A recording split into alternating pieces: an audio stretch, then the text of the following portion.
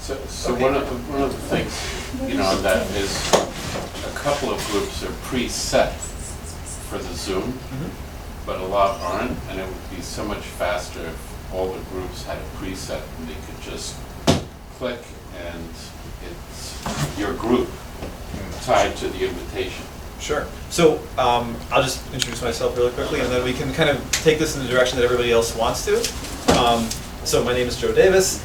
I work in tech. I have my own tech company, and we do a lot of digital marketing, web producing, that sort of thing, largely working with big media. And so I run the tech group here. We talk about trends in technology and what's going on. It's usually less about a particular problem with the computer and more overarching trends like electric cars and what the impact's going to be, or what the cloud means, that kind of thing. But people also bring individual questions, and we talk about that too. And so today, I'm happy to take it in whatever direction everybody wants. I have some thoughts on things I think would be helpful, but obviously things along the lines of what you said make a lot of sense, where setting up Zoom for each group so it doesn't have to be done every week, we can certainly do. And so now, she was just mentioning she's paying for her own Zoom. It'd be nice if the club just had it where people can use it. Is that possible? Yes. As long as it's not at the same time, I would imagine. Right. So if two people try to log into the same Zoom account at the same time, one person will get kicked out. Right. Although you can pay for a multi-subscriber account. So if you found that there was overlap, you could pay something extra, and then say two people from the club could run their stuff on the Zoom simultaneously. But if that's not an issue, then I don't think that's an issue. It's an issue. If it were, we could just reschedule. Stop. okay. So yeah, I think Zoom, as we all know, is an extremely powerful tool that the last 2 years has kept people in touch, and it's also enabled hybrid events. So the type of thing that's going on now, where you have something that is both in person and streamed online. And there are, of course, challenges there too. I've spoken at several conferences over the last year where there were large in-person sessions and large Zoom audiences, and how to balance that, especially during Q&As, where do you pay attention to people online, do you pay attention to people in person? All that is a challenge, and what usually helps is having someone it's their job to monitor, say, the chat room, or have people virtually raise their hand. In Zoom, you can actually have people raise their hand, and then you go one by one. So there's ways to handle that, and again, we can dig into that a little bit more. But to address what Ed said, we can log into Zoom and create reoccurring events so that whomever is the leader of that group can just go in and click start. Do they have to use this computer?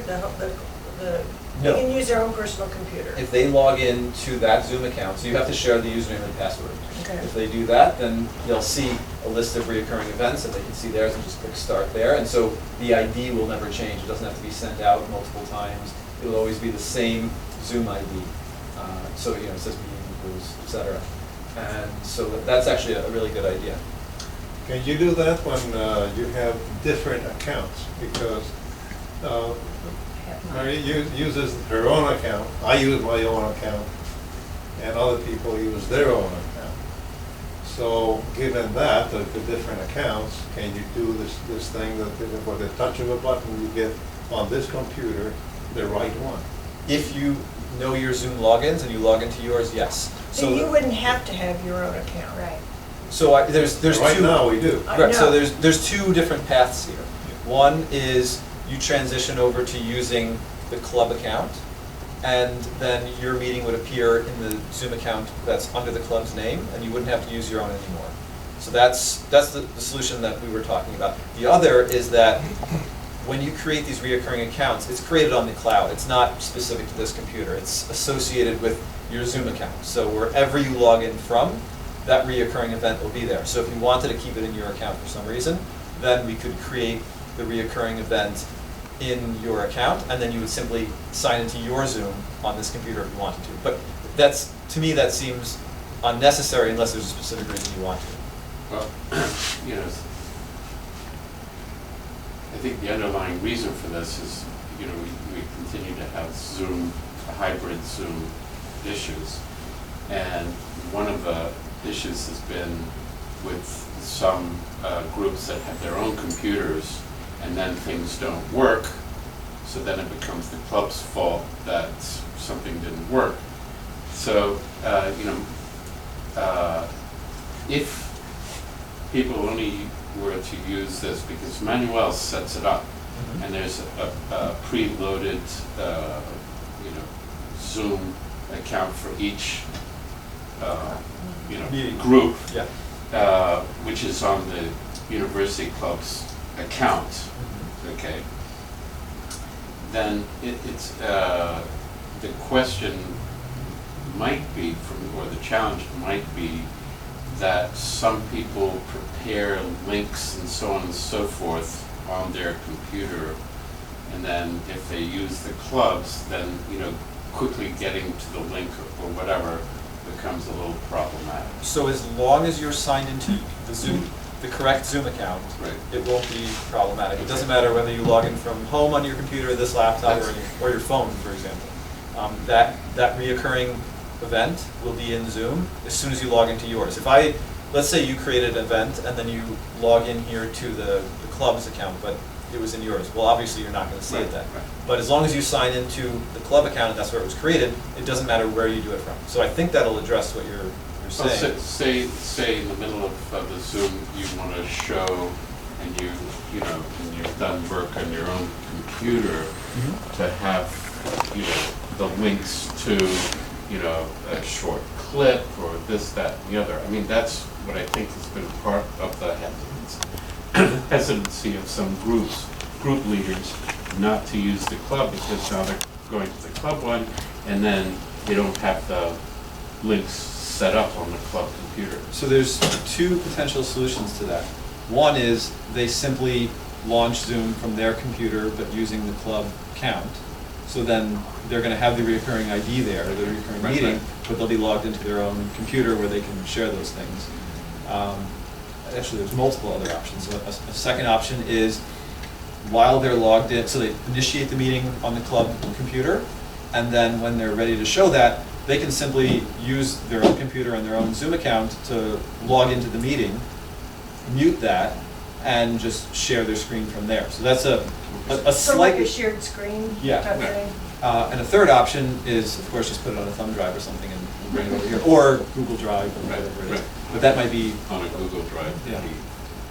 so actually, what might make a lot of sense is to have a club Google Drive, and then ahead of any meeting, the person who's running the meeting submits it to Manuel or Holly, and they put it on the Google Drive for the club.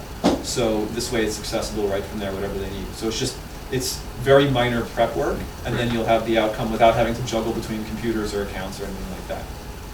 It seems like makes sense.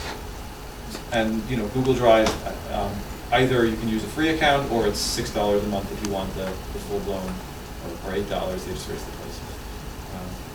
I think that's actually probably the most elegant solution that doesn't require lots of moving parts. That's what I would think, and, I don't know how many people would use it, but plus, if you ever wanted that link again, you could bring it up.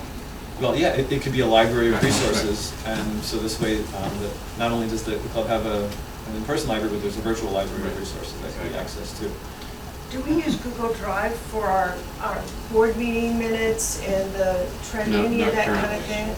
But that's the perfect solution, is that you upload All all the, the minutes, and it's in one place forever, without having to look for it. and then you don't have to give it to Rebecca each month at the end of the meeting or whatever. Right.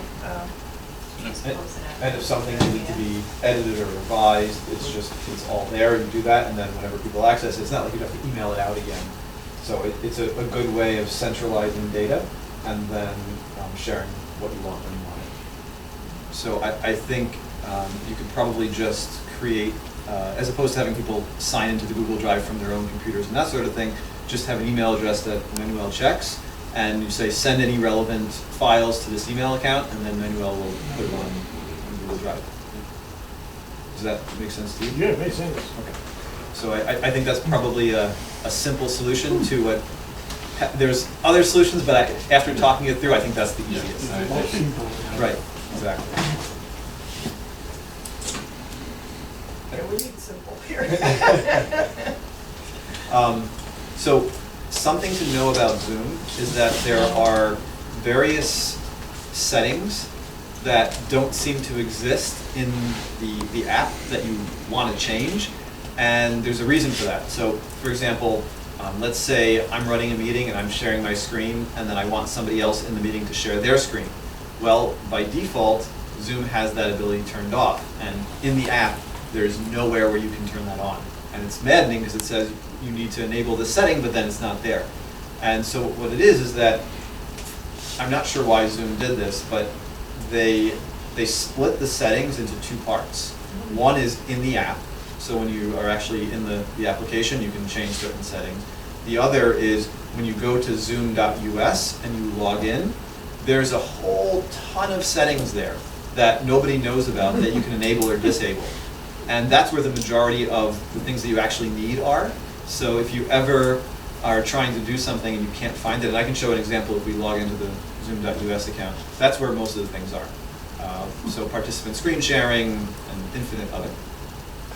Yeah, there is one thing that bothers me. Only That one? is that I have to accept people in. In other words, that they apply to get in, and then I have to say yes. I don't want to have to do that, and I haven't found a way of doing it. That's on the settings in I zoom.us. see. Now there are positives and negatives. The only part. That's So- somebody who shouldn't be coming in. Right, so that- Gets in. Yeah. So that was a problem early on in the pandemic where people who had no idea how to use Zoom would just share the link, on their website. And then what happens? Bad actors, people that you don't want to participate, jump in and, do something inappropriate. I know nothing about Zoom. Is it possible to just mute those bad actors so they can wave but you can't hear them? No, they can do some They can nasty unmute stuff. themselves. I mean, And you can unmute them. They can You're the unmute. manager. They can unmute. you can set it so that all new participants are muted by default, but they can unmute themselves. Right. And if you make it that you have to unmute everybody, then you're gonna run into the same problem where instead of having to let everybody in, you're gonna have to unmute every Right. single person, which is gonna be frustrating as well. So I never had a problem with having somebody jump into one of my Zooms and cause an issue. I know other people that did. And so it's not a meeting by meeting decision, it's a Zoom account decision. So if the club decides we want people to be able to come in and not let each person in from the meeting room, from the waiting room, fine. Can't you do that individually, or?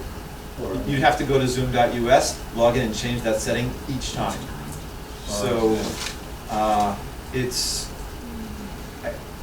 there's, as I said, it's some extra work, which is annoying, but it's also protecting against a different problem. Now, a potential solution is you can make someone a co-host. So let's say you're here in the club, Manuel's here, and he's available. So you could. Jane Cole. Is that Judy? So we could make you the co-host, and then you could be the one letting people in from the waiting room. So the speaker doesn't have to be doing that. If they don't have the code, if they didn't get the email that gives everything, can we put something in there that says, do not share this? So that we don't get odds and ends people? Yes, but do you think that people always listen to what they're told? Plus they're hackers that it doesn't matter what you do. So- I don't think we have that many people in on Zoom all on time. We probably don't have 150 people or, So I'm glad you brought that up because there's a relevant point to that.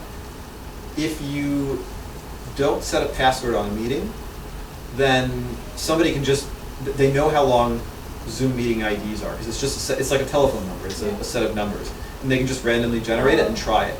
And so the likelihood that you'll get someone jump into your meeting is higher if you're not using a password on the meeting.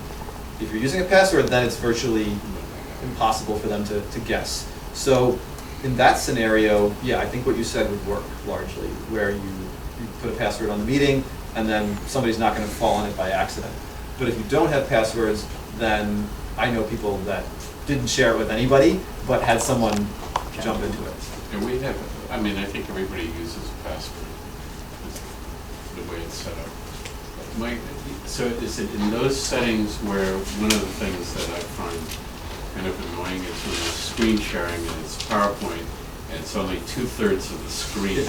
Okay. I mean, I know that others like Adobe Connect, you can't even, it's really hard to put, a screen share of a PowerPoint. It works very differently. Yeah, so in Zoom, there's a setting to enable just a particular window, just a part of a window, or whole desktop. Could you go on Zoom and Yeah, show yeah, us? let's do that. So, so we're gonna go to zoom.us.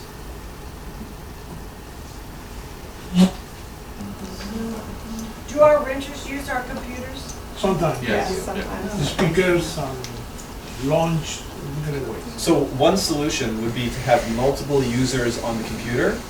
So for Windows, you have different logins, and so you have a University Club account login that this stuff is saved, and that has a password that we have. And then for renters, that you have the other account where nothing is saved. I guess Right, guest, right, exactly. So that would be a solution if you would want this. Oh, I think In that's fact, what you would- I think that's probably a good idea That's a- regardless. Yeah, that's a good, I won't be in your way, right? Go ahead. Okay, so. just like your own computer. As you can see in here, these are reoccurring meetings that are scheduled. And so you can create a new one here, you can create meeting templates, you can edit, existing reoccurring meetings, but it looks like right now the Classic Book Club is the only one who has a reoccurring meeting set up. Yeah, so I set that up for Russell, and I went ahead and set it up as recurring, so it always has the same meeting ID number. He never has to worry about changing it, and I did set that one up so that there isn't a waiting room, people can just automatically join in. Because he was having has had some problems with. issues, and you kind of went over and did something, and do you remember what the problems were with Russell? Well, when you Well, brought its own the main computer. problem His own wasn't his computer. He brought his own. Yes. His computer was the problem. I see. Yes. But when I connect our computer, everything is okay. And I think they've changed the settings since the last time I looked in here, so things look a little bit different. But you can edit a specific meeting too, so you can edit the entire occurrence of a meeting or one specific one. And this one, it looks like it's set up to go on for 24 meetings. So you can set it for an unlimited period of time or until a certain date. And then there's all these different tabs, so we can go through the different ones. Recording. So this is where you can do cloud recordings, where let's say you want to record your talk or your meeting. You can record it and then have that recording downloaded to this computer, or you can store it on Zoom's cloud, and then it'll be accessible from anywhere. So there'll be a link, and you can send out that link and say, hey, to review our meeting, just click on this link and you can go back and watch it. Or for anybody who's missed it, you can go here and do that. So obviously that's not possible if you download the recording to the computer, but if you do a cloud recording, then they'll appear here, and you can log in here, see it, say, copy link, and then you can send it out to people. Right now, we put stuff on YouTube, so we wouldn't be using YouTube, we could just use the cloud for. There's positives and negatives both. So if you want it to relatively remain private, then this is a better way of doing it. If you don't care that lots of people see it, or even you want that exposure, then YouTube's a better solution. But YouTube, there's just the extra step of getting it up onto YouTube. Here, then just be stored automatically. Well, what happens now, Glenn, when you tape something at a meeting and stuff, do you put it straight onto YouTube, or how do you do it? No,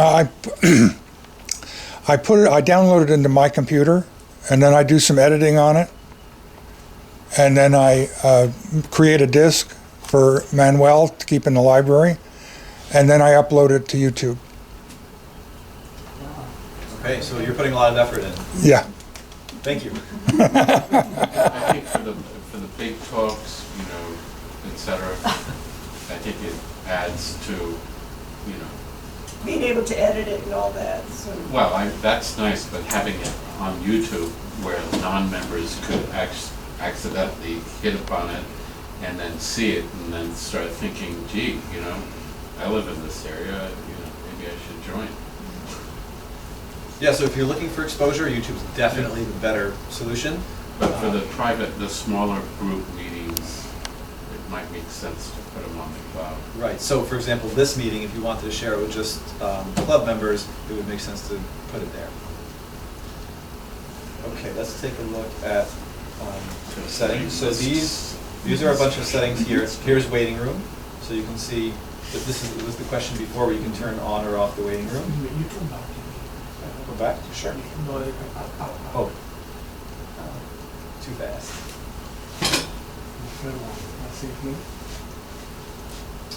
Check out the new improved admin experience when you merge IM management with account group. So they have a new back-end design, which I haven't looked at yet, so I. And you get a free gift card, 30% off your first year of Pro. Okay, so here's the waiting room option. And then you can actually change the waiting room. So you can have it set so that everybody goes there, or, and this is what it looks like. So you can put the University Club logo if you wanted there. And then you can also make it so that there's something called contacts in Zoom, which most people don't know about, but just like in other programs you can add contacts. You can add contacts there. And so let's say we had email addresses of everybody who was supposed to participate. We could put them into there, and then anybody who's not there would go into the waiting room. So that's actually a kind of creative way, except the challenge there is, let's say you ask me for my email address, I give it to you. Then the email address that I signed up with Zoom for is a different one because I have multiple email addresses. Well, then it's going to send me to the waiting room. So you have to know the email address that people signed up with Zoom for, or if they were not signed into their account and they logged in, they would still go into the waiting room. So it's not by any means a full solution, but it could help if you wanted to send less people to the waiting room. And then there's users invited during the meeting by the host or co-host will bypass the waiting room. Allow participants in the waiting room to reply to host and co-host, and then move participants to the waiting room if the host dropped unexpectedly. So this way, let's say the internet cut out or whatever reason, people wouldn't be in there without the host wondering what was going on. They'd be sent back to the waiting room, which could be good, or if there's somebody else who could take over, then that's not great because that person could just take over as host. Then there's meeting passcode, personal meeting ID. So you can have a certain passcode for all the meeting IDs. You can require a passcode for participants joining by phone.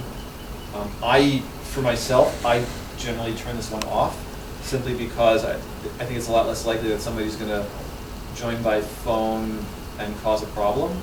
And for me, it's hard to dial in, then look up a code, then try to punch in the code. So, I think it's a barrier to entry for people to actually join the call. Although we've had a lot of people on phone that they're disrupted because they have other sounds going on in their room. That's because they don't mute. Is that Right. they don't mute? So you can mute them. Yes. Yeah. There's Zoom, the application. So you actually install Zoom on your computer, on your phone, etc. But Zoom actually has an option in the web browser.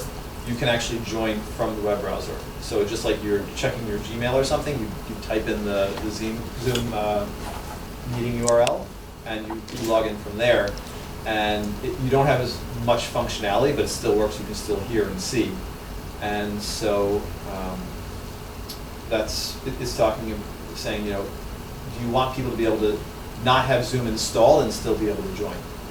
And I would keep this the way it is because a certain percentage of people are not going to have Zoom installed, and this enables them to still join. You could, if we know that everybody who's joining is, say, in the United States or in Florida, we can set it to only allow certain regions. So anyway, this is a setting that we can consider. There's both the host version and the participant version. You can enable host video by default, which means every time the host comes on, their video is on by default, or you can turn it off. Same thing for participants.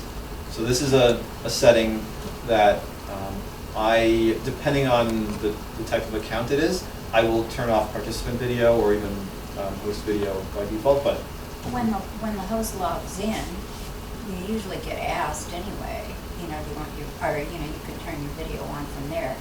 If that's that way, would it supersede that on your own computer? Do you know what I mean? so this, if it's set this way, it should come on automatically. If you turn it off, it should be You'd off. have to go and, Yeah, yeah, and you push go the manual buttons. and click it Yeah. immediately. Yeah. This is the audio type, so do we want people to be able to join by any means, or just, telephone, which we wouldn't want, or just computer audio, which I don't think so. Allow participants to join before the host. So let's say you wanted people to be able to have a discussion beforehand, so they're not just sitting in the waiting room staring at a white screen. You could enable this, and then people can actually join before the host starts the meeting. Generally, that setting, I think, is kept off, but there are reasons to turn it on.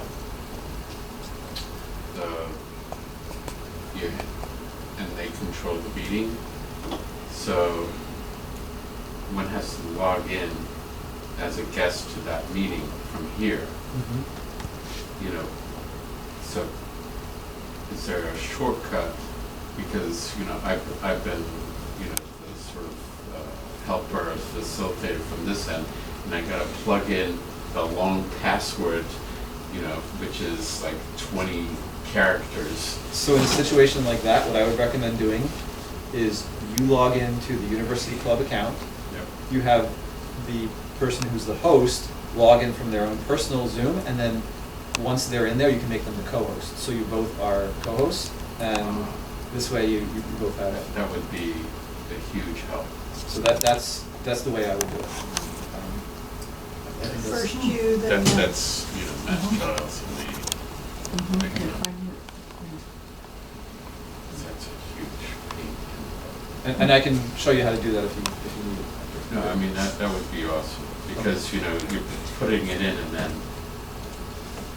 it wasn't the right or, Oh, yeah. something like that, and then you gotta do it all over again, and then, You, because you're the only person who should, it's okay to you?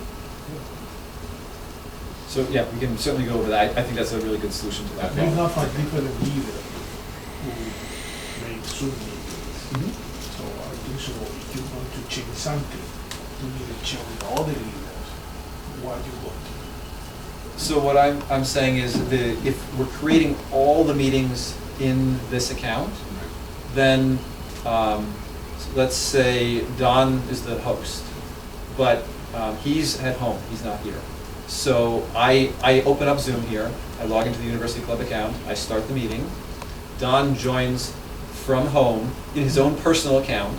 He's not a host now, he's just a participant. But I see Don joined, I can right-click on his name and say make co-host. And so now him and I have equal power. So And we he can set, both. he set up the meeting, but he's still not the host. So whoever opens this computer is the host. Yes, and then when Don joins, we can make him the host too. So now there's two hosts. Too hard. that We're would both be, hosting the I party. think, very useful in case, say the host isn't feeling good and, wants to still host it, but is at home, they could still co-host the As long meeting. as there's somebody here. Yeah, that can do it. Right, exactly. So I think that solves that. that does. The enabled personal meeting ID, that just means that there's the meeting ID never changes. It's always the same meeting ID for all meetings unless you choose not to use it. I think it's fine to keep it that way, especially since there's a passcode on each one. Do you want me to go through each one of these things or just go through the ones that I think are important? I have a question. Sometimes it happens that people use the same email, the same invitation, and they claim that they cannot get in. So I thought that maybe with time, it could be that the password, I don't know, gets corrupted. Is that possible? No. It's possible that they have some sort of software on their computer that's blocking part of the link, or that their email program is not recognizing the full link, or something like So that. it is not really the Zoom issue, it is an issue of the other person. Or they could have just hit the wrong meeting and just, Right, so it might be a previous email or Mhm. whatever it is. So it's probably user error. It could be some software on the individual's computer that's causing the problem. And depending on what the error, if they get an error message, what the error message is, would help narrow down what's going on. I think a couple of our people might have come for issues other than Zoom. well, And as long as we're on this, because one of the biggest issues, and I mean, it's happened a few times, is sound. That they can't hear what's going on here, or we can't hear what's they're saying. That's happened a number of times over different groups. May I, frequently, the people may complain to the people of the club, but not always is the club business, is from the guests, from the people that are decide. We can recognize if somebody has the microphone or the audio off on the other side. We can do that. So when you're in Zoom, you can see your own, which microphone you have selected, but you can't see what microphone other people have selected. So they can self-diagnose, or you can kind of walk them through it. Like you can say, okay, where it says mute in the lower left-hand corner, click on the arrow, then click on audio settings. What do you see? How many different microphones are listed? Try a different one. You can troubleshoot like that, but you can't do it remotely. Zoom does have a nice feature where you can remotely control the other person's computer. Unfortunately, that doesn't include Zoom. So you can control everything on their computer except for Zoom. So I understand. If we adjust everything correctly to us, Yeah. audio, everything, if something happened on the other side, it's not the fault. Correct.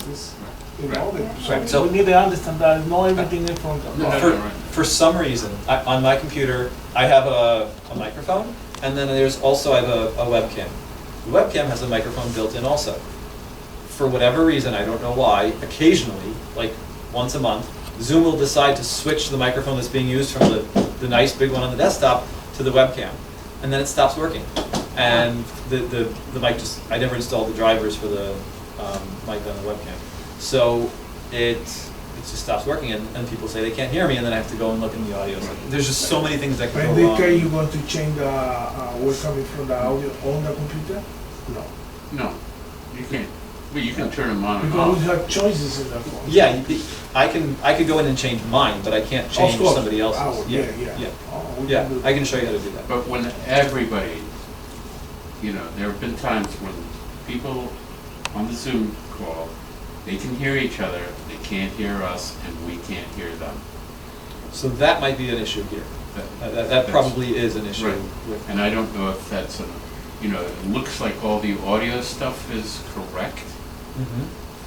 I mean, it's happened with That your happened group. before, Yeah. after I changed the cable. When I changed the cable, because we connect Is that the new? yeah. Oh, okay, all right. Yeah, that likely is a problem here. But we can go through and look, but without it actually happening right now, it's hard to diagnose what it is. So just a question where it says you can visit personal meeting room to change your personal meeting settings, and that's off. If we enabled that, then my recurring meeting, the settings would be set because I use my personal ID, is that correct? So Well, like we could change some of these to meet our own? but this is referring to the personal meeting ID within the University Club account. not Oh, yours. You not have to your own, use this I one. see, So in Yeah, your so- account, you actually have these same settings. Right, yeah, I know, I have, yeah. But what you do on yours doesn't impact the University Club account and vice versa. So Right, so even though I would have a meeting here with a particular meeting, well, it would be a meeting ID, that's true. It wouldn't be a personal meeting ID, it would be the, University Club account, yeah, okay. So regarding the sound, could it be, I found that during one of our German meetings, could it be, we're trying to set up a Zoom with somebody out of the country, and everything went fine until a couple of our people turned on their machines, and they were on Zoom, and their audio was on, and all of a sudden it all went bananas, as if there was just an overwhelming mess someplace. And as soon as they turned them off, then the sound was okay again. Right, I because remember so that will happen anytime you have multiple microphones in a certain area that are all picking up the same audio. So we need to leave these Yeah, turned off. because what happens is, this computer is hearing everything we say and also playing everything that's coming from the meeting. Now, if yours is on, your microphone is hearing what's coming out of here and it's creating a feedback loop. So, That was our deal. Okay. so anytime you have multiple people in a Zoom room, everybody has to be muted except for one person. And they should have both their microphone muted and the audio coming out muted. Because this microphone, if you're listening to the meeting and I'm talking here and it's coming out of your phone, then this microphone's gonna pick up what's coming out of your phone, feed it back through, and it goes like that. Makes sense. So anybody, really, they shouldn't be on their own devices in Zoom in the same room. If they are, they need to have their microphone muted and their speakers muted. Did all of you know that? Yeah. I didn't. Oh, Because it happened before, that's We've all made a mistake. nobody told me. Okay. So there's a ton of settings here. I'm gonna go through a little bit quicker, but if you have specific questions, let me know. But I do recommend, and I'm happy to do this with anybody who wants to go through these in more detail and figure out what you want as a club, what we want to be on and off for all meetings. So mute all participants when they join a meeting. This is actually not a bad setting to do when there's decent sized groups. And then they have to manually mute themselves in order to start speaking. That prevents the joining, the dogs barking in the background, the telephone's ringing, someone's shouting, and that can be disruptive when you have like 5 people in there. It's not a big deal. When you have 50 or 100, that always happens. So. I noticed with ESU when you get on their, I guess their webinars or whatever, but they have music playing, they have their logo, and that'd be nice to have that. And they mute everybody. Yeah, And they you can't everybody- unmute. yeah. So Until somebody who's controlling the meeting then unmutes everybody, but they mute everybody while the lecture is taking place. Yeah, you only see the people who are having speaking roles. Right, You right, don't see yeah. everybody Right. who's. So you can highlight just the host and you can just have them do the video. Let me go private. You can have private chats right now. That's on. Auto saving chats. So this can be a nice setting where if people, let's say the host shares something in the Zoom chat, or one of the participants does, when the meeting closes, all that goes away, which I've lost so much stuff that way, where someone shared something with me that a link that I needed, and then the Zoom room closes, and I'm like, oh, it's gone. So you can actually save the chats afterwards. Oh, yeah, because they often put an email address or something right there, Right. and So that's a decent setting to consider turning on. Turn it on. Good. Yeah. We're doing it, yeah. I feel so powerful. Okay. So this, I would strongly recommend turning on, because that solves your problem that you were describing. But you still have to decide who the co-host is. Zoom is not smart enough to read your No, mind. it would be the person here, and like economics, it's economics, right? Yeah. He's a Right, but host the elsewhere. person here has to designate that person co-host. Well, actually, Yes. you could do it in advance also. Yeah. You can, Oh, you can? yeah, you can, Oh, okay. and as long as you know that person, if that person's a contact in your Zoom, you can say, I'm scheduling this meeting, I'm making these people co-hosts, so when they log in, they'll automatically be a co-host. So that's another elegant way of doing it. But at least now we have co-hosts turned on, so that's a good one. Meeting polls and quizzes. So let's say we were having this meeting, I said, okay, how many people are here to talk about Zoom? And I didn't know that people want to talk about other things besides Zoom, but someone mentioned it. So now I could have a poll and I say, all right, so 70% of people want to talk about Zoom. I'm going to spend a decent amount of time talking about that, but I'm going to save time to talk about other stuff too. So I think it's a decent functionality to Yeah. turn on, and then Okay. people can use it if they want. Yeah. I'd like to turn that on, because see, in current events, it would be nice to occasionally take a poll for just the fun of it. There's no fun in current. Weren't we Only talking intensity. at one point about having a camera that faced out so that the people at... We have one. Oh, so we Yeah. can see everybody in Yeah, the... no, We have that. we have that.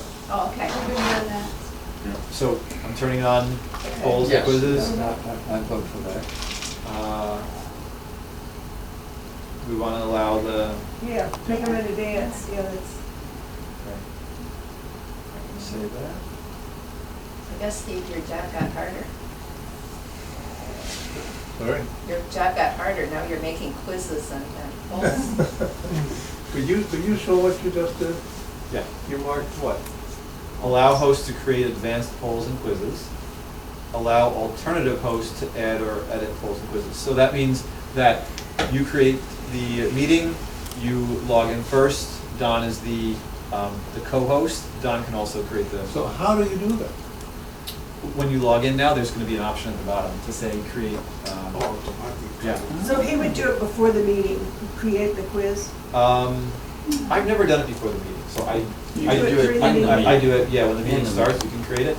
My guess is there's a way to do it. I never. Yeah, I had know to- Russell did it one time, we voted on what book we wanted to read Right. the next time, Right. and he had it in advance, Right. or had already done it. Okay, so yeah, so maybe when you're creating the meeting now, there'll be an option to schedule a survey or a Okay. quiz. I don't know. It's not something I ever had to do, so I never did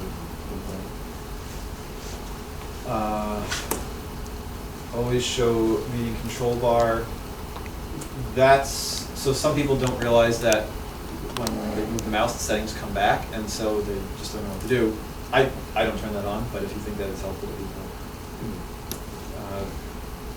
What do you mean by that, the control? So like, you know at the bottom where there's that button that says share screen? Uh-huh. Like that And line? then it fades away. The bottom line there? That Like at the very bottom. This, Okay. this taskbar. Okay, okay. So when you're in Zoom, there's a taskbar also Right. that says I mute, think it's turn good off to video. have. Well, I think it's good to have, Always? To constantly have it? because, you know, Yes. I would yeah, say I yes. would say yes. Yeah. Okay. It's a backup. It's a backup. It is Turn it useful. on. We'll make it so. So screen sharing, by default, only the host can share screens. There are some situations where you want all participants to be able to, so you can do that here. This is neat, and it's something that most people don't realize, is when you're in Zoom and you're sharing your screen, you can actually draw on the screen. So I can say like, okay, so you'll notice in the picture of George Washington, and then you can draw an arrow. You can say, the color of his hat is actually blah, blah. So you can. How do you do that? I can show you when we open Zoom. Like you can. So that's a neat feature that I use periodically. Point. You do it on the screen? Yeah, yeah, you draw. Any screen? Yeah, with the mouse, you can just draw Oh, an okay, arrow. okay. Oh, with And you can do it on other people's screen too. So like, let's say somebody else is showing, that's a fun one, where somebody else is showing their screen and you suddenly write, hello, I can see you. That would really freak you out if you had your camera off. So see this option right here? Only the user who's sharing can annotate. Okay. That means that, you know, if you're sharing your screen, I can't write on it. Yeah. So nonverbal feedback, this adds buttons to the bottom of the meeting that are things like yes, no, slow down, coffee cup. I don't know why that's there, but that's one of the options there. you can talk and the people see. So people don't, if they want to respond to something like, how many people think that we should continue? Yes, yes, yes, yes, yes, no, no, no. So you'll see those popping up. Who gets the results? The host. Different emojis. So is that hands, hand up for a question or whatever on that particular? So we did want to do that. Should we, yes. Well, it is, it is. It As a says yes or all. no at the bottom, Do we want it on? That or would at be- least have it up, an option. No, I think we want it on. Yeah, we want it on, just to have it as an option. Okay. I vote no. And then the control to make the whole screen so that people can see the entire PowerPoint versus 2/3 of the screen be. We'll hunt for that setting. I don't know where it is in the massive setting. I thought you moved the bar that showed you less people then, and then you saw more of the. Yeah, but there's a way for the whole screen to Right. take a, and then you just have the individual speaking, in a small box. Yeah, we But, go back and forth. but our meetings, it's like most of the time 2/3 is the PowerPoint screen, and then, I guess the simplest solution to that is just share entire screen, and then you'll see everything. Allow removed participants to rejoin. So if you kick someone out, do you really want them to come back? Probably not, unless it was a mistake. Breakout rooms. So this is a neat feature if you have a large meeting. You want to say, okay, I want everybody to get together and discuss this. We're going to break you up into groups of 3 and talk for 5 minutes, then come back. So when I'm in large, training sessions and that kind of stuff, they use this sort of thing. I think so. It's not We really- need- I think we need to, we'll never get them back. You can actually close the rooms and then they're forced to come out. Your question, Yeah, this adjustment going to happen only in the club account. correct. Right. So you can't control my account. Remote support. Does the club want to be tech support for everybody that's joining? You can turn this on if you want. Are you on call? I'm usually on calls. So you can. So I think somebody mentioned this before, focus mode. So instead of it showing everybody on the screen, it'll force everybody to just see the speaker until you turn off focus mode. So I think this is actually a nice setting to have available, not necessarily to have on all the time, but to have available. But we have that option in the system, even with this often. You have it for you, so you can Well, pin maybe someone's that's video, what it is. but it doesn't affect everybody else. Yeah. So if I log in, I'm not going to see the same video pin that you see. Well, if you turn on focus mode, then everybody sees the same thing I until you think turn it it should off. be on, because you could turn it off, right? Correct. It's just a Right. toggle. Right. Yeah. So this gives most of the things here give you the ability to do something. It doesn't turn it on necessarily. It enables that functionality in the app. Remember at the beginning I was saying there's all these things that you just can't do because it's not in the app. This enables you to actually turn those things on or off in the app. But if you don't do it here, then it's not even visible to make that change. I say yes, right? Yeah. So this, remember we were talking about the web client? So you can join from the web browser as opposed to having to install Zoom. So that's this setting right here. So it would allow people to join from their web browser as opposed to having to download Zoom. We should have that open. There's definitely a positive and definitely a negative. The positive makes it easier for people to get in. The negative, if your web browser settings are not hooked up to the right microphone or the right video or whatever, then your audio is not going to work, your video is not going to work, and so the likelihood of tech problems goes up. So you're increasing accessibility, you're decreasing, so I would say don't do that. You keep going.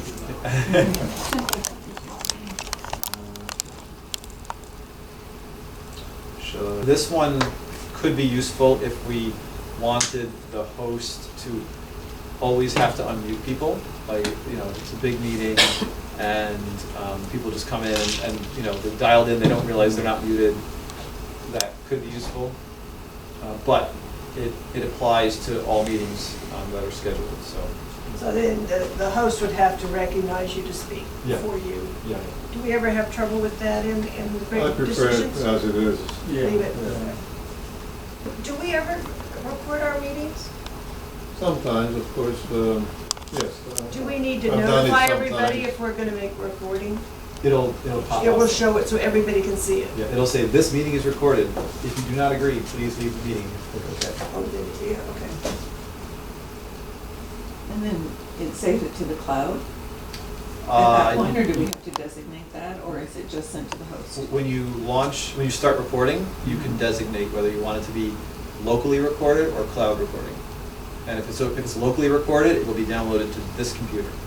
If it's cloud recorded, then it'll be uploaded to the cloud account of this Yeah, Zoom, and but that's taking a lot of memory.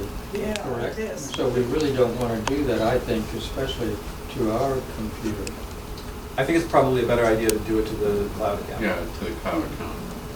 I mean, it's so that people who miss, you know, say, Always. you know, foreign affairs thing, whatever, How do can you get still watch the The cloud. meeting. How do you get it back from the cloud? 2 ways. One, you can log into, you can go to zoom.us and log in, and it'll be there. That's for, you know, people who are the admins. But there's also a link that you can get from there. So if you remember, I'll go back once we finish these settings to the recording tab, and there's a list of all of them, and we don't have any now, but if we did, it would say copy link. And then that link could be sent to anybody. Then those people who get that link do not have to log into the Zoom account, they can just play it. It can be posted to the website too, Okay, so that's just that one tab of settings. I think we probably shouldn't go through all of them because there's a ton. There's user management, there's device management, there's room management, there's account management, and under each one you have multiple tabs. So, what I would say is that there's specific things that we know we want, just let me know and I'll tell you where to find it. And Manuel, if you want to go through this in your spare time, and just look at the settings, there's a lot there. And lots of spare time. We're looking for something simple. Yeah. But there's a tremendous amount of control that just know that is here and not any other place. Is there a limit, like, if somebody wanted to use this on the weekend, could they do it? I mean, there's a limit to how much the hours will we have or Nope. not? No. You keep it on 24 hours a day. Oh, boy. So I think, and see how there's the billing stuff here. That's why I don't think it's a good idea to save the password for anything that other people have access to. But there's interesting. But we could, just for that account, and have guests, I think that's a good idea. that's what we should do. Yep. For us and then a guest. Yep. So Holly, see over here, it's recordings. So this is where they would appear, the cloud recordings. Oh, okay. Search your topic. Here. So there's none here, but if there was, right over here, there'd be a button that says copy link. And you click that and then send it out to everybody. Okay, so we spent a lot of time on Zoom. Do you want me to open the app and just show you some things there? And then I know there are other questions about other technology. So let's do that. I think that Zoom does not have a great user interface. It's a little bit confusing. This is a list of your scheduled meetings. So that's what you get when you first log in. And as you can see, there's the Classic Book Club over here on the left. It's the only reoccurring meeting. I can start a new one over here. But there's also this home screen where you can, for whatever reason, you can't schedule a meeting over here, even though that's the meetings tab. You have to go to home, schedule, and that's where you schedule the meeting. You can also schedule a new meeting, and most people just click the orange button. But when you do that, you can choose to use the personal meeting ID that's the default one for the club, or not. And I don't think it really matters one way or the other in this particular scenario. But if you want to, you just check that button. The contacts, this is what I was talking about earlier, so you can actually add contacts in here. And just like I can call someone on my phone, if I have them as a contact in here, I can call them. So their device will ring, and then they can answer on Zoom. And so you could, let's say someone can't join for whatever reason, if we have all of the members as contacts here, and someone says, oh, I can't, the link's not working, you know, you had said that the link gets corrupted, you can say, okay, John Smith, I'm just gonna call you and add you. You can do that directly from there. So how would we get all those contacts in there? Somebody would have to The put very it in. tiny plus button up there, we can click that, and then we can either send them an invitation, or we can create a contact. You would have to do that individually on For everybody. each group. Yes, but once that's done, you don't have to do it again. So Each there's a. group or each person? No, Each person would have to, yeah. each person, for each group. So there's a lift initially to do it, but then once it's done, it's done. I mean, And that is for each activity. Yeah. We'll take, I mean, a lot of our groups are 20 people or less. You could. Some are 10. Yeah, so I I think it's, someone's gonna have a headache for a few hours and then it'll be over and it'll make life easier down the road. So it's something to consider. Our groups are more, like come and go, people show up one time and then maybe never again, or When you add a contact, how much information do they require? Email address. Just the That's email it? address, Yeah. That's it. No name, a name and an email address? I don't think you have to put a name. Just the email address. Yes, it's just email address. Okay. That's So- pretty easy. It is, it's copy paste, copy For paste. the board meeting, Board you'd have, and then once a year, it would be changed. Yeah. I actually do have it on my Zoom for people that I'm in contact with regularly. It does make life somewhat easier. All right, so remember, meetings, there's no way to schedule a meeting here for whatever reason. Home is where you go to schedule. Let's create a new meeting. So now, this is that bar that we enabled on the bottom that will always be there. And as you can see, we have reactions, so we can raise hands and all these sort of things. We could share the screen. And so this is where you can share the entire screen, or you can share just a particular window. There's advanced settings here where you can share a portion of the screen, which goes to what you were talking about. So there's, depending, you can share the PowerPoint as a virtual background, which means that you would be in front of the PowerPoint. You can say, oh, so the weather says that it's going to rain. You can also share sound. So I actually have this turned on because sometimes I want to play a video and I want everybody to hear what I'm playing, not just see it, and so you can turn that share sound on. If you turn it on just once, is it on for all cases? Share sound? Yes. I think it will, until someone turns it off, it will be on. But let's see. Yeah, I think if I check this now, the next time you go to share screens, it'll be checked. Someone could uncheck it, but by default, it'll be on. Yeah, but it's easy to, because it's on the control board now. Yeah, but remember the last meeting, No, I we think, showed the movie without sound? Oh, yeah. And that was because I forgot to check that. I had checked it before, and that's why I'm asking. Yeah. I had checked it before, and then but you had the control bar down there with everything? well, I had this. Okay. Okay, so I'm sharing the entire screen now. So you notice you can see desktop, the bottom bar here, and you can see Chrome. If I change the share, so let me stop sharing. And then when I go to share the screen, I'm just gonna share that particular window, which is the Chrome window. I can see the annotate button that we added over here. Yeah, you told us to do right on. Yeah, so now I can say, oh, see, so when you click on personal room right here, and then go over to get an offer, so you can do all kinds of Oh, fun good stuff. to know. And so you can draw different shapes, you can type text. Mustaches? You can get mustaches.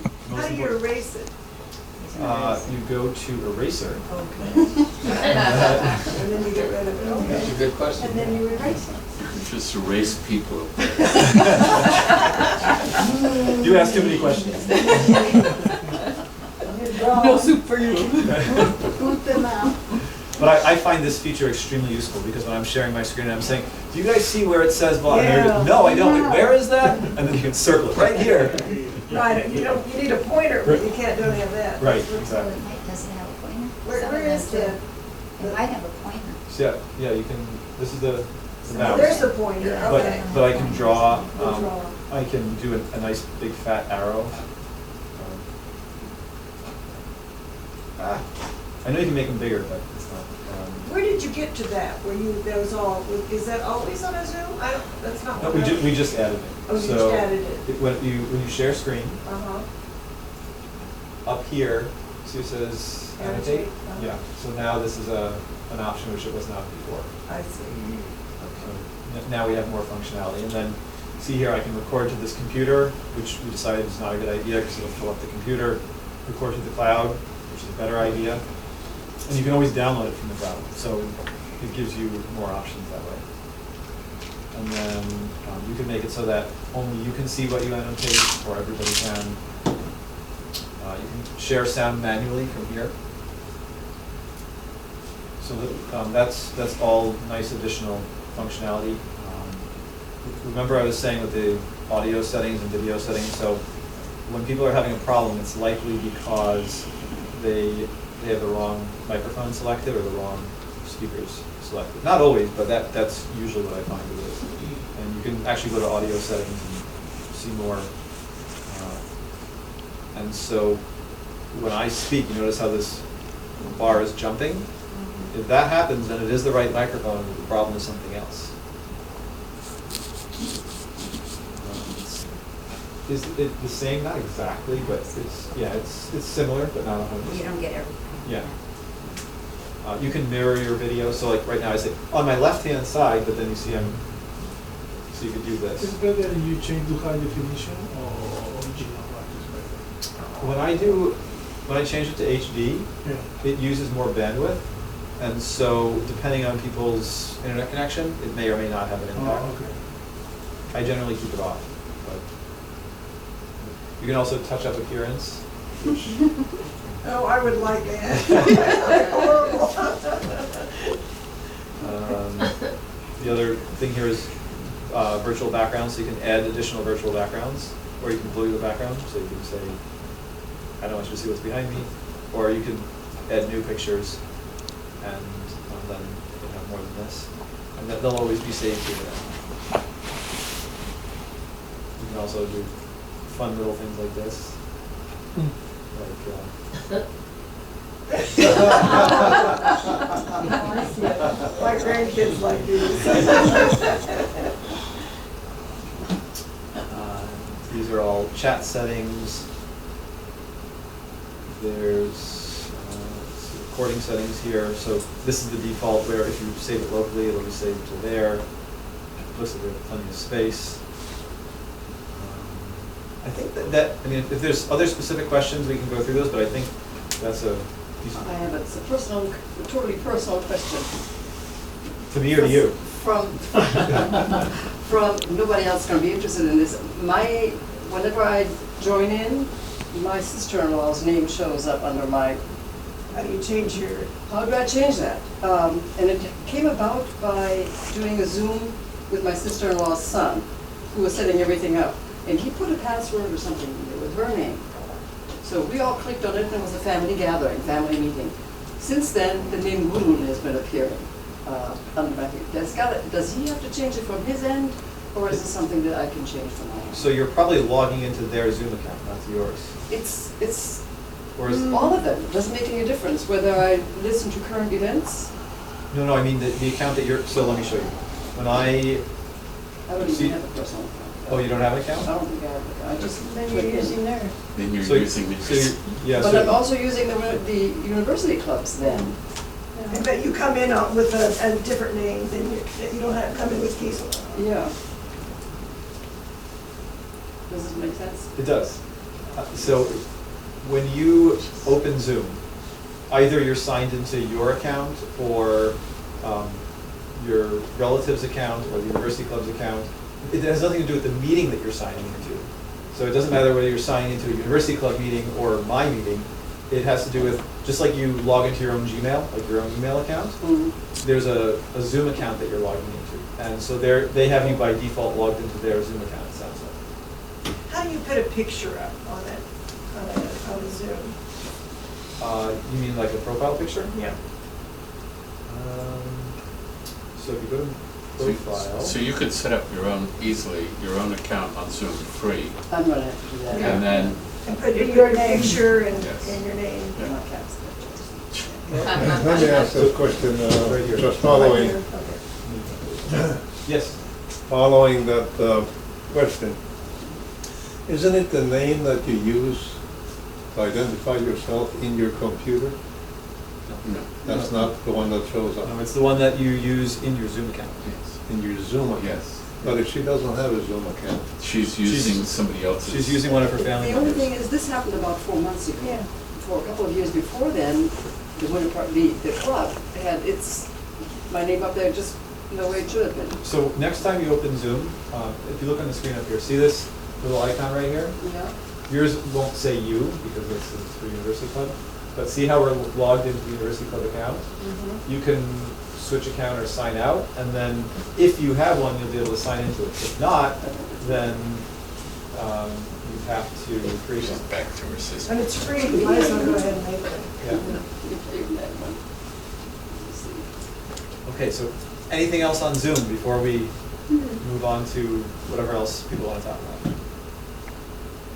Well, I think the- Zoomed out? No, there are solutions to some of the issues. Good. I just wanted to make sure that people who did have other questions other than Zoom had an opportunity. Because I think, Don, you can come with Zoom, right? You just came to see me. I'm not a Zoomer. Okay, so, glad we covered Zoom. Other topics? Set as philosophical perspective. If we think of other things, can we email you Sure. if we have no problems? Yeah, of course. I understand you met with him yesterday and I talked need to about get the with DVD just issues. to and- know how to That's redo our a different, Facebook this is account, our equipment because connection. it should be This deleted is, in 3 days, it computer says, only. and I don't know what to He do. know- Okay, after this, I'll come back. I advertised it as technical resources at the club, so that, I guess I brought Don here under false I'm pretenses. enjoying it.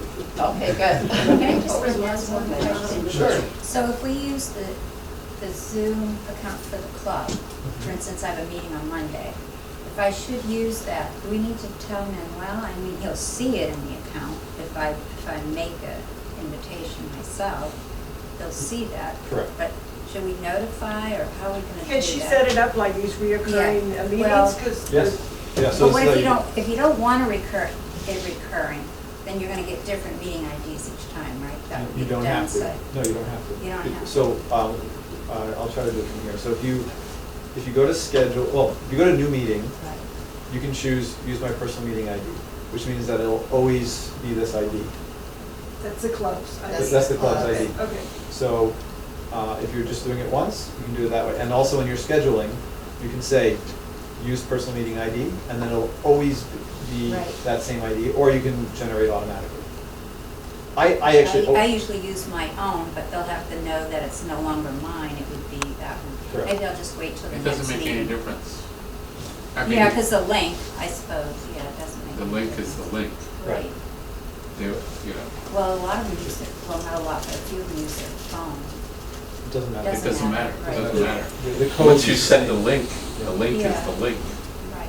And I have mine always on the same ID, on the personal Yeah. meeting ID, and I just change the passcode if it's a different type of meeting. But to me, that's the easiest way, so this way it's not always a different meeting ID. Shower meeting. But again, so my question is, we're okay to just set up the meeting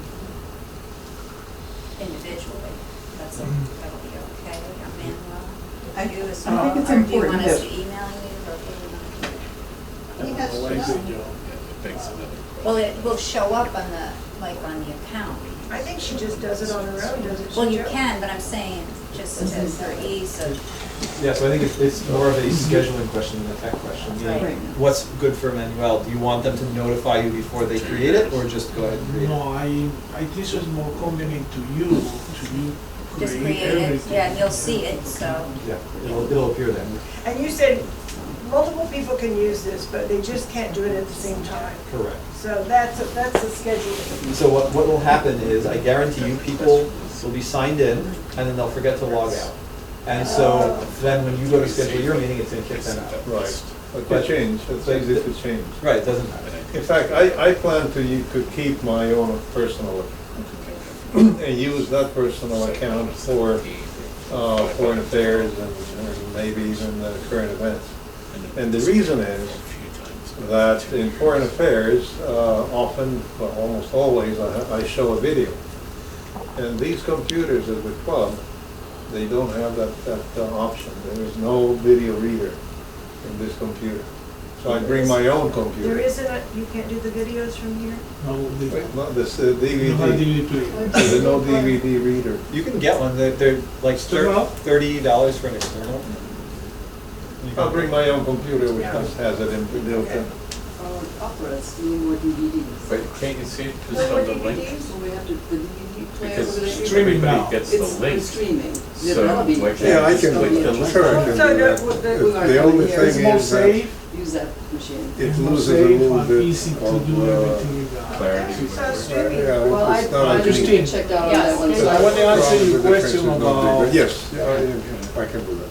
About the equipment in the club. Yesterday we meet with Don and crew and the lady, Good one. Gisela. See, Gisela, and Fake name. the training was good, everybody learned. So now in the future I think it's going to be more easy. The only problem we have is the little DVD player that's too older. And next Tuesday we're going to change, we're going to do the new one.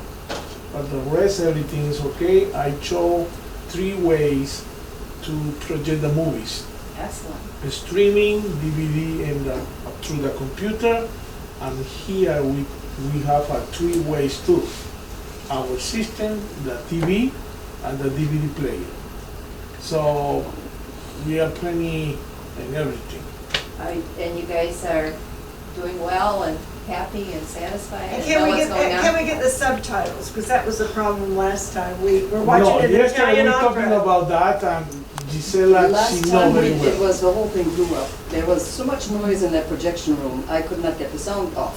There was sound everywhere in the projection room, there was no sound out for the opera, out by the screen, there was nothing. But remember, we figured out the problem. Well, no, I never did figure out the problem. Somebody pushed some wrong buttons, but. Yesterday, well, we Well, did. yesterday is fine, yeah. Yeah. Yeah, no, we're fine. We are going to show the opera in here. That's what In we're this doing. room. That is in case no any problem in the program. I did not get checked out on that one, so I told Joe Bostwick, who's, in charge of the operas, that we'll be here.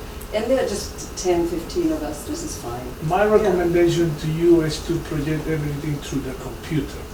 Streaming. Two buttons and that's it. I'd like to, maybe when we have a moment, I showed up late yesterday. I did not get your instructions on how to use the computer. Dan, how was everything with you yesterday? Good. We had a good trainer.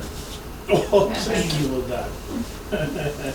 But we have an excellent teacher today. What do you think of our website? I can pull it up and give thoughts. So, Yeah. let's see. We've often thought it's not as user-friendly for people to sign up for dinners and stuff like that. And it might be something that maybe you take a look at and make it a little easier. I guess we have 3 different websites. One that's public, one's for users, and then we have a rental website. Yep. And so they're kind of all linked in there somehow. So, there's various thoughts. There's user experience. There's, how easy is it for someone to take an action? There's visually, does it present what we want to present?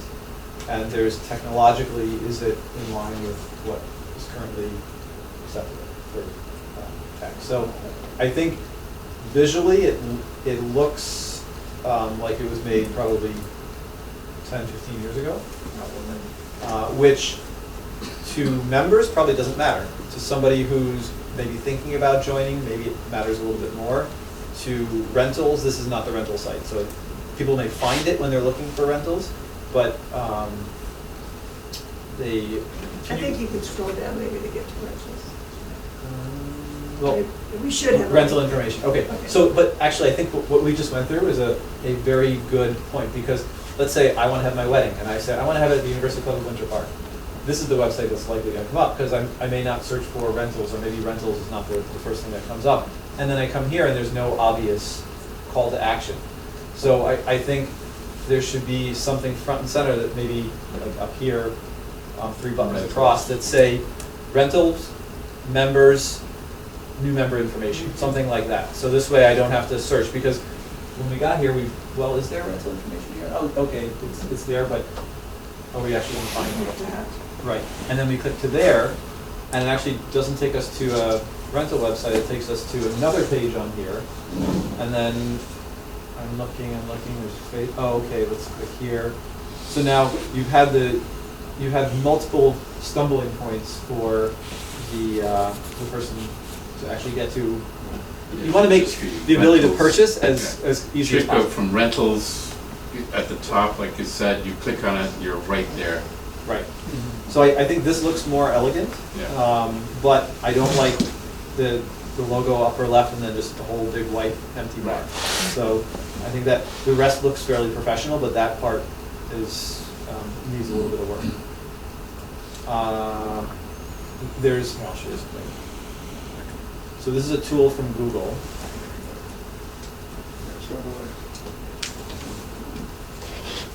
This will tell us what Google thinks of the technology that's used on the site. Okay, so this is a Google tool that, and it scores it from 0 to 100 for both mobile and desktop. 100 being best. 100 being best, yeah. I assume we paid somebody to design them for us way back when. 40. So it got a 40 out of 100. Gotta do And something about that. that's for the University Club website. Correct. I can look for the rental site too if you want. And I can explain to you what these different things are. So time to interactive means how long after the page loads can somebody take a next step? Can they click on something? Can they scroll? So it becomes interactive at 6 seconds. Which is quite high, actually. It should be like 2.5 or less. That's what Google recommends. You're slow readers. The largest contentful paint means the largest content element on the page. It could be a picture, it could be audio, it could be video, it could be text, although it's rarely text. At what point does that element load? And so it says it's loading at 6.7 seconds. 6.7 seconds, excuse me. And again, that's something that you want at under 2.5, so 2.5 or less. So there's, from a technical standpoint, there's things I think that could be worked on. The CLS, or content layout shift. Have you ever been to a website and something loads and then an image loads and it shifts down, right? You know, so that's called content layout shift. And the good news is that there's 0 content layout shift. So that this metric is good. Let's take a look at the rental site. I think what I would recommend is getting rid of a sidebar and having a horizontal menu, because it I think that the people that come here and the richness of the activities, it's hard to capture in still pictures anyway, but especially in small pictures like this. So it would give us more screen real estate to have more visually impactful things and video. Yeah. How are people finding it, paying, do they pay through the website for dinners and luncheons? Are they calling you guys up most of the time? Through the member website.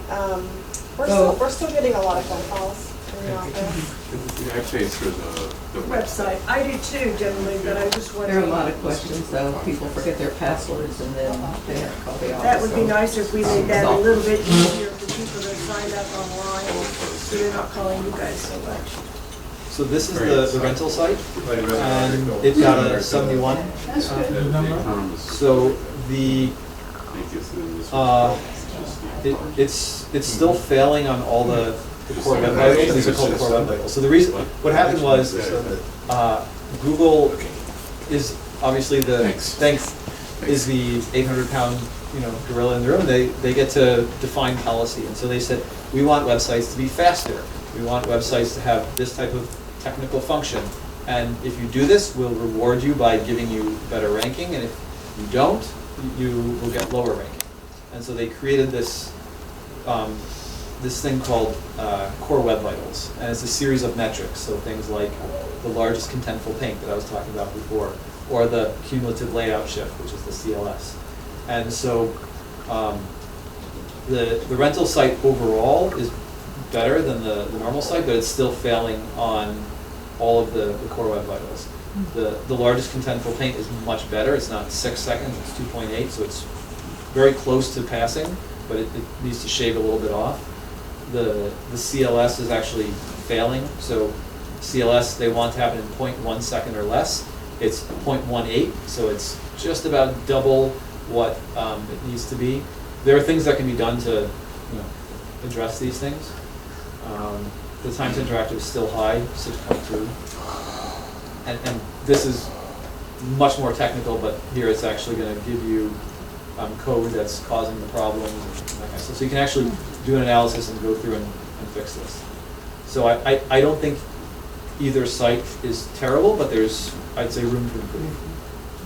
And on the rental site, yeah. Go back to that picture with the people that are on the site. Go back to that one. Now I look at a lot of business sites for my medical issues. That is too business-like. It needs to be more festive. We need to get it a little happier here. This is a wonderful place to rent. That to me would be like a government site, one of my ALF sites, my assisted living sites, or my business sites. It looks too business. I think we need a So, committee I to think that make any give sense? suggestion. I understand what you're saying. This is not for the rental site, this is for the promoting activity, so I think it All right. does show Okay. that there are I people. think there's some Okay, we merit need to to do the, more for our to the rentals. Our negative. rentals are wonderful. I mean, and Holly works hard at that. That needs to Holly be works more very hard. festive and up there. I agree with you. Okay, that's, Just to give you an idea of like a functionality change that I would do. Right. So this image is clickable, but when I click on it, this is what I get. Library lecture, double-I podium, 550WH with a smaller picture. So that in no way enhances the user experience, right? They come here and they're confused. So I think there's both user experience changes that can be made and also technological changes that can be made that would improve it. Or click on dining activities, that's where people want to sign up for, it's kind of Now that- complicated to sign up online and pay. Yeah, so it says click the link below, so I actually, the first thing I do is think of clicking that. That's not where you want to put it. Yeah. So then maybe members. Then that's taking you now to the members side. Yeah, so I think, just as you said, the action that you want someone to take, you want to make as simple as possible. If you're going to Amazon, they're going to make it really easy for you to buy something. There's going to be a big button there that says add to cart. So similar idea, whatever the call to action is, we want to make that process simple, especially for people who may not be as comfortable using computers and that kind of thing. So yeah, I definitely think there's improvements that can be made that will streamline the experience. A lot of backs and heads, nobody's looking at us, and we're all looking in the opposite direction, we're seeing nothing but So that's a good point. backs and heads. I think you could capture the same moment, but in a different way, where you see people's expressions, you see. It's real sad. We're not good about flipping out our cameras all the time during things, so that's, And also you have to get the permission from everybody in that picture oh, we're Yeah. to be, yeah, Yes, that going is. on. in order Privacy to, issues. at least as far as I know, things may have changed. Dances over here and all here. I don't object to the back view, we all look so intellectual, paying attention, rapt. Nobody's on their cell phones. Yeah. No one's That's sleeping. true. Can't see any eyes closed. These are people who's passed I know, away. we need all new Oh my pictures, gosh, they're all pretty dead. much. So. Well, we don't have to need their Thank you permission so much, anymore. Joe, this is really good.